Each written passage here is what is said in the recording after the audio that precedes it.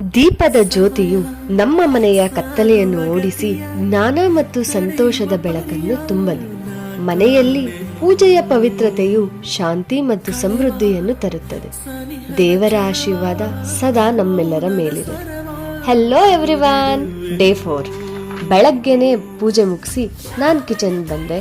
ರೈಸ್ಗೆ ಇಟ್ಟು ಇನ್ನೊಂದು ಕಡೆ ತೊಳೆದಿದ್ದ ಪಾತ್ರೆಗಳನ್ನೆಲ್ಲ ಜೋಡಿಸ್ಕೊಂಡೆ. ನನ್ನ ಫ್ರೆಂಡ್ ಒಬ್ಳು ಮನೆಗೆ ಹೋಗಿದ್ಲು, ಹಾಗಾಗಿ ಇಬ್ಬರೇ ಇದ್ವಿ.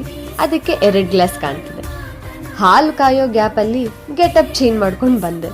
ಹಾಲು ಕುದಿತಾ ಹಾಗೆ ಕೆಲಸ ಮಾಡ್ಕೋತಿದ್ದೆ. ಹಿಂದಿನ ದಿನ ನೈಟ್ ಚಿಕನ್ ಸಾಂಬಾರ್ ಮಾಡಿದ್ದೆ. ಅದೇ ಸಾಂಬಾರ್ಗೆ ರೈಸ್ ಮಾಡಿ ಬಾಕ್ಸ್ ಪ್ಯಾಕ್ ಮಾಡ್ಕೊಂಡ್ವಿ. ನಮ್ಗಿರೋ ಅಡ್ವಾಂಟೇಜ್ ಏನಂದ್ರೆ, ನಾವು 4 ಜನ ಇರೋದ್ರಲ್ಲಿ ಇಬ್ರು ಒಂದು ಆಫೀಸು, ಇನ್ನಿಬ್ರು ಇನ್ನೊಂದು ಆಫೀಸು. 2 ಆಫೀಸು ಪಕ್ಕ ಪಕ್ಕನೇ ಇದೆ. ಅದಕ್ಕೆ ಪ್ರಾಬ್ಲಮೇ ಆಗಲ್ಲ. ಹೋದ್ರೆ ಒಟ್ಟಿಗೆನೆ ಹೊರಡ್ತೀವಿ. ಟೈಮಿಂಗ್ಸು ಸೇಮ್ ಇದೆ. ಸೊ ಫೈನಲಿ ಕಿಚನ್ ಕೆಲಸ ಎಲ್ಲ ಮುಗಿಸಿ ರೆಡಿಯಾಗಿ ಮನೆಯಿಂದ ಹೊರಟ್ವಿ. ಮತ್ತಿಲ್ಲಿಂದ ಬಸ್ ಸ್ಟ್ಯಾಂಡ್ ತನಕ ಅಯ್ಯೋ ನಡ್ಕೊಂಡು ಹೋಗ್ಬೇಕಲ್ಲಪ್ಪ ಅಂತ ಯೋಚನೆ ಮಾಡ್ಕೊಂಡು ಹೋಗ್ತಿದ್ರೆ ಹೆಂಗೂ ಬಸ್ ಬಂದಿತ್ತು. ಸೊ ಬಸ್ಸಲ್ಲಿ ಕೂತ್ಕೊಂಡು ಆಫೀಸ್ ರೀಚ್ ಆದ್ವಿ. ನನ್ನ ಫ್ರೆಂಡ್ಗೆ ಬಾಯ್ ಹೇಳಿ ಒಳಗೋದೆ. ನನ್ನ ಆಫೀಸ್ ಸ್ಪೇಸ್ ಇರೋದು 2nd ಫ್ಲೋರಲ್ಲಿ. ಸೊ ಲಿಫ್ಟ್ ಯೂಸ್ ಮಾಡಿಕೊಂಡು ಫ್ಲೋರಿಗೆ ಬಂದು ಪಂಚ್ ಮಾಡಿ ಒಳಗೋದೆ.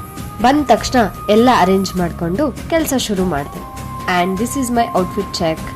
ಬ್ರೇಕಲ್ಲಿ ಕಾಫಿ ಕುಡ್ಕೊಂಡು ಕೆಲಸ ಮುಗಿಸಿ ಮತ್ತೆ ಪಂಚ್ ಪ್ಯಾಕ್ ಮಾಡಿ ಮನೆಗೆ ಹೊರಟೆ. ಅದಾದಮೇಲೆ ಮತ್ತೆ ಹೊರಗೆ ಊಟಕ್ಕೆ ಹೋದ್ವಿ.